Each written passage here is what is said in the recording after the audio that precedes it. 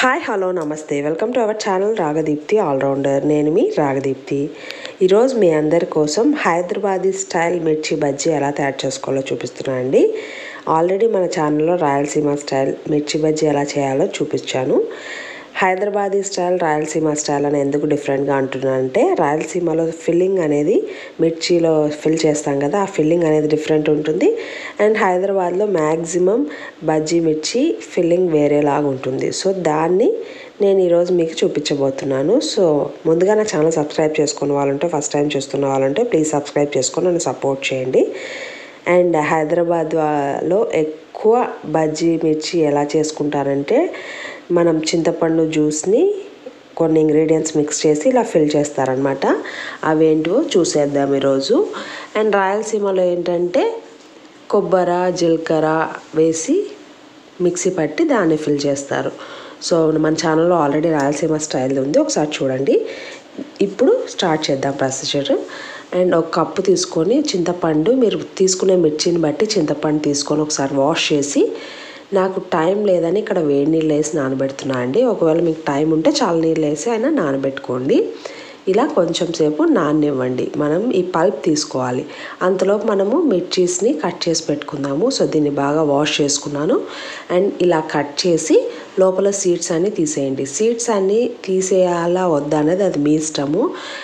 మిరపకాయలు ఎక్కువ కారం ఉంటే సీడ్స్ తీసేయండి, లేదంటే అలాగే పెట్టుకున్నా పర్లేదు.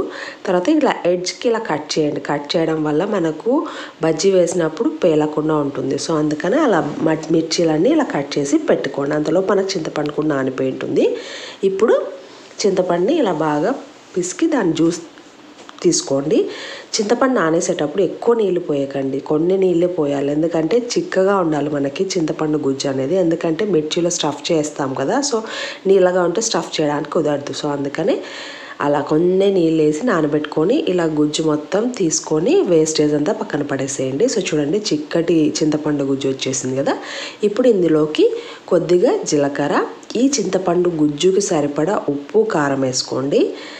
సో తర్వాత ఇందులోకి కొద్దిగా 1 టేబుల్ స్పూన్ వరకు శనగపిండి కూడా వేసుకొని మిక్స్ చేసుకుంటే మన హైదరాబాద్లో స్ట్రీట్ స్టైల్లో బజ్జీ మిర్చి వాళ్ళు ఫిల్ ఎలా చేస్తారనేది బజ్జీస్లోకి ఆ బ్యాటర్ అనేది ప్రిపేర్ అయిపోతుంది. సో చూడండి, ఇప్పుడు ఈ మిక్స్ అనేది మనము మిర్చీస్లోకి స్టఫ్ చేయాలి. సో ఇప్పుడు ప్రిపేర్ అయిపోయింది. నేను జస్ట్ ఒక 6 మిర్చి బజ్జీస్కి సరిపడా స్టఫింగ్ ప్రిపేర్ చేసుకున్నాను. దాన్ని బట్టి మీరు పెంచుకోండి, తగ్గించుకోండి. అండ్ తర్వాత ఇలా మిర్చీస్లోకి స్టఫ్ చేసేయాలి. మరి ఎక్కువగా స్టఫ్ చేయకండి, పుల్లగా అనిపిస్తుంది. మనకు చింతపండు పులుపు ఎక్కువ ఉంటే లైట్గా ఫిల్ చేసుకోండి. ఒకవేళ కొంచెం తీయగా ఉన్నా ఎక్కువ ఫిల్ చేసుకున్నా పర్లేదు. సో ఇలా బజ్జీ మిర్చీస్లోకి అంతా ఇలా స్టఫ్ చేసేసుకుంటే మన మిర్చీస్ అనేటివి రెడీ అయిపోతాయి. తర్వాత ఇప్పుడు మనం పిండి తడుపుకుంటే సరిపోతుంది. సో చూడండి, మిర్చీలన్నీ స్టఫ్ చేసేసుకున్నాం. ఇప్పుడు పిండి తడుపుకుందాం. శనగపిండిని ఆల్రెడీ జల్లించి పెట్టుకున్నాను అండి. సో ఒక బౌల్ తీసుకొని శనగపిండి తీసుకోండి, మీకు బజ్జీలన్నీ కావాలంటే అన్నీ. తర్వాత ఇందులోకి కొద్దిగా బియ్యపిండి వేస్తే మన బజ్జీలు అనేవి చాలా టేస్టీగా వస్తాయి. తర్వాత ఈ పిండికి సరిపడా ఉప్పు వేసాము. తర్వాత కొద్దిగా పసుపు, కొద్దిగా కారం కూడా వేసేసి కొద్దిగా వంట సోడా వేసుకొని బాగా మిక్స్ చేయండి. కారం ఉప్పు చూసి వేసుకోండి, ఎందుకంటే మనం చింతపండు గుజ్జులో కూడా వేసుకున్నాం కాబట్టి చూసి వేసుకోండి.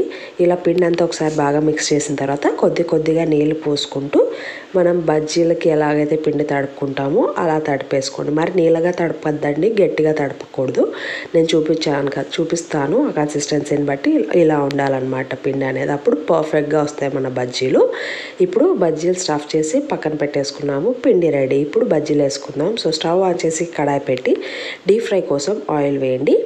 ఆయిల్ బాగా హీట్ ఎక్కిన తర్వాత ఇప్పుడు మనము మిర్చి బజ్జీల్ని పిండిలోకి ఇలా డిప్ చేస్తూ వేయండి. ఎక్కువ డిప్ చేసి కదిలియకండి, ఎందుకంటే లోపల స్టఫింగ్ ఊడిపోయే ఛాన్స్ ఉంటుంది. సో అందుకనే కొంచెం ఇలా డిప్ చేసి ఇలా వదిలేసేయండి ఆయిల్లోకి, సరిపోతుంది.